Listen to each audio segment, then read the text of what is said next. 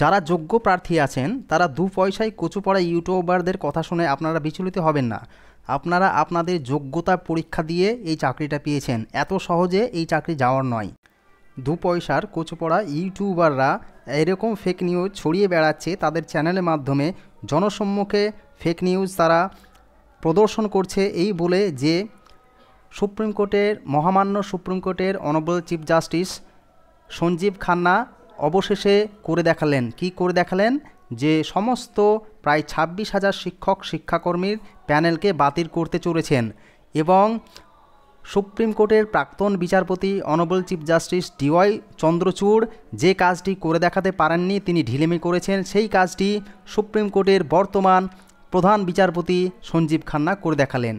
এবং আরও অনেক ভুয়ো খবর রটিয়ে বেড়াচ্ছেন যে স্কুল সার্ভিস কমিশন তারা টেন্টেড আর নন টেন্টেড অর্থাৎ যোগ্য এবং অযোগ্য প্রার্থীদের তারা স্যাগ্রিগেশন করতে পারেনি, যার ফলে এই প্যানেলটি পুরোপুরি Kolkata high court honourable justice Debangshu Basak এবং অনারেবল জাস্টিস সাব্বির রশিদের বেঞ্চ থেকে এই মামলাটি সম্পূর্ণরূপে প্রায় 26,000 শিক্ষক শিক্ষাকর্মী চাকরি বাতিল হয়।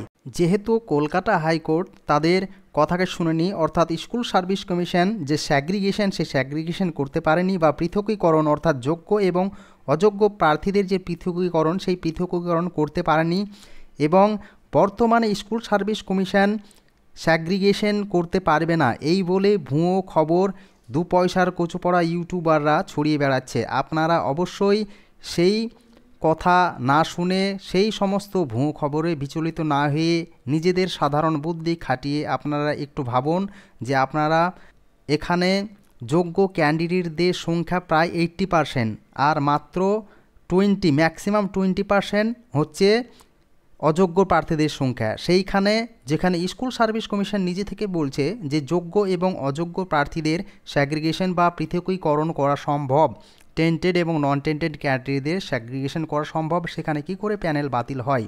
রাজনৈতিক উদ্দেশ্য চরিতার্থ করার জন্য হয়তো এই প্যানেলটিকে পুরোপুরি বাতিল করা হয়েছে, সেইটুকু আপনাদের মাথায় একটু ঢোকাতে হবে। কচু পড়া 2 পয়সার ইউটিউবারদের কথা শুনে বিচলিত হবেন না। স্কুল সার্ভিস কমিশন মহামান্য সুপ্রিম কোর্টে 5 পাতার ফাইনাল সাবমিশন জমা দিয়েছেন। সেই ফাইনাল সাবমিশনের বাংলায় ব্যাখ্যা করে আমি শোনাবো। আপনারা এই চ্যানেলের সঙ্গে যদি নতুন হয়ে থাকেন বা পুরনো হয়ে থাকেন তাহলে অবশ্যই চ্যানেলটিকে সাবস্ক্রাইব করবেন, পাশে থাকা বেল আইকনটিকে প্রেস করবেন আর বন্ধুদের সাথে অবশ্যই শেয়ার করবেন আর অবশ্যই একটি লাইক প্রদান করবেন। তা চলুন আমরা মূল বিষয়বস্তুর দিকে পদার্পণ করি। আপনাদের সামনে আমি 2টো ফাইনাল সাবমিশন তুলে ধরেছি। একটি হচ্ছে সুপ্রিম কোর্টে দেওয়া ফাইনাল সাবমিশন, সিবিআইয়ের ফাইনাল সাবমিশন এবং স্কুল সার্ভিস কমিশনের ফাইনাল সাবমিশন। আমি স্কুল সার্ভিস কমিশনের যে ফাইনাল সাবমিশন সেই ফাইনাল সাবমিশনটি বাংলায় পড়ে শোনাবো। স্কুল সার্ভিস কমিশনের যে ফাইনাল সাবমিশন সেই ফাইনাল সাবমিশনের 1 নম্বর পয়েন্টে বলা রয়েছে, by the present note of the পিটিশনারদের বর্তমান অবস্থান অনুযায়ী west Bengal school service commission hereafter refer as SSC, Paschimbanga school service commission যারা এসএসসি নামে পরিচিত, is addressing the question as to, এই প্রশ্নটিকে তারা সম্বোধন করছে, হোয়েদার টেন্টেড ক্যান্ডিডেট যোগ্য প্রার্থী can be segregated at this stage from the untainted candidate, যোগ্য প্রার্থী এবং অযোগ্য প্রার্থীদের পৃথকীকরণ বা সেগ্রিগেশন করা সম্ভব কিনা। অর্থাৎ এখানে স্কুল সার্ভিস কমিশন স্পষ্টভাবে বলে দিচ্ছে যে তারা কোন প্রশ্নটিকে সম্বোধন করছেন, যে যোগ্য এবং অযোগ্য প্রার্থীদের সেগ্রিগেশন করা সম্ভব। এবং 2 নম্বর পয়েন্টে বলছে, it is settle principle that, এটি প্রতিষ্ঠিত একটি প্রিন্সিপাল বা নীতি, once it was found that, এবং এটি একবার পাওয়া গেল, segregating the tainted from the non tainted candidate is possible, যোগ্য এবং অযোগ্য প্রার্থীদের পৃথকীকরণ করা সম্ভব, and can be also achieved, এবং সেটি অর্জন করাও সম্ভব। The order conclusion to set aside the entire process was incompatible, অর্থাৎ কলকাতা হাইকোর্ট যে সম্পূর্ণরূপে প্যানেলটাকে বাতিল করেছিল সেই প্রক্রিয়াটি একদম অনুচিত হয়েছে বলে স্কুল সার্ভিস কমিশন জানাচ্ছে এখানে। তারপর 3 নম্বর পয়েন্টে আমরা চলে আসি। 3 নম্বর পয়েন্টে আছে, the view of the honourable court, মহামান্য কোর্ট ইন প্রিভিয়াস কেস পূর্বের কেসে is that for misdeeds of some candidates, কিছু প্রার্থীর অপকর্মের জন্যে অনেস্ট অ্যান্ড মেরিটোরিয়াস ক্যান্ডিডেট, সৎ এবং মেধাবী প্রার্থীদের শুড নট সাফার, তাদের ক্ষতিগ্রস্ত হওয়া উচিত ছিল না। And that endeavor should be made to segregate the tainted candidates from those who were without any stigma and had been selected because of their sheer merit and not on account of any illegal consideration। অর্থাৎ যোগ্য এবং অযোগ্য প্রার্থী তাদের আলাদা করা উচিত ছিল এবং সেটা স্যাগ্রিগেশন করা সম্ভব ছিল তাদের নিছক যোগ্যতার কারণে নির্বাচিত হয়েছিলেন, কোনো অবৈধ বিবেচনার কারণে তারা নির্বাচিত হননি। The court held that the issue of the entire selection process being vitiated would have arise only if the finding of the committee were that it was possible to distinguish the cases of the tainted from the non tainted. The court held that, court সেরকম রায় দিতে পারত that যদি the issue of the entire selection process being vitiated, এবং সমস্ত selection প্রসেসটি যদি বিকৃতভাবে করা হতো, উড হ্যাভ অ্যারাইজ, তাহলে সেই ক্ষেত্রে only if finding the committee were that it was not possible, এবং এটি সম্ভব হতো কি সম্ভব না হতো যদি distinguish the cases of the tainted from the non tainted, এবং যেখানে যোগ্য এবং অযোগ্য প্রার্থীদের সেগ্রিগেশন করা বা পৃথকীকরণ করা সম্ভব হতো না, সেই ক্ষেত্রে যদি পুরো প্যানেলটি ক্যান্সেল বলে বিবেচনা হতো বা পুরো প্যানেলের পুরো যে সিলেকশন প্রসেস সেই সিলেকশন প্রসেসটি যদি বিকৃত হতো, তাহলে কোর্ট পুরো প্যানেলকে ক্যান্সেল করতে পারত। এবং এখানে যে কমিটিকে দায়িত্ব দেওয়া হয়েছিল সেই কমিটি যদি যেখানে টেন্টেড এবং নন টেন্টেড ক্যান্ডিডেটদের প্রার্থীদের পার্থক্য করা সম্ভব হয়নি বলে জানাতো, তাহলে সেই ক্ষেত্রে পুরো প্যানেলটাকে ক্যান্সেল করতে পারত। কিন্তু সেটি না করে, অর্থাৎ পুরো প্যানেলের মধ্যে বিকৃতি তো হয়নি, কেবলমাত্র 20% মাত্র বিকৃতি হয়েছে, সেই ক্ষেত্রে পুরো প্যানেলটাকে ক্যান্সেল করা উচিত হয়নি বলে এখানে স্কুল সার্ভিস কমিশন জানাচ্ছে। It is submitted that SSC even before the high court had contended, school service commission Kolkata হাইকোর্টকে পূর্বেও জমা দিয়েছেন, কি জমা দিয়েছেন, দ্যাট ইট ইজ পসিবল, এটি সম্ভব, ইন দ্য ফ্যাক্ট, এই অংশটুকু আপনারা ভালো করে শুনবেন, এখানে স্কুল সার্ভিস কমিশন স্পষ্টভাবে বলেছে এবং কলকাতা হাইকোর্টকে পূর্বেও বলেছেন, কলকাতা হাইকোর্টকে পূর্বেও বলেছেন এবং স্কুল সার্ভিস কমিশন জোর গলায় বলছেন যে ইট ইজ পসিবল, এটি সম্ভব, ইন দ্য ফ্যাক্ট, কি বিষয়ে, অ্যান্ড সার্কামস্টেন্স, কোন ঘটনা এবং যে পরিস্থিতি তার পরিস্থিতির বিবেচনার সাপেক্ষে, অফ দ্য প্রেজেন্ট কেস, এই বর্তমান কেসের সাপেক্ষে, to segregate the tainted from the untainted candidate, অর্থাৎ যোগ্য এবং অযোগ্য প্রার্থীদের যে পৃথকীকরণ করা সম্ভব সেটি জোর গলায় বলছেন স্কুল সার্ভিস কমিশন এবং কলকাতা হাইকোর্টেও সেটি ইভেন ইফ এটি জমা দিয়েছেন।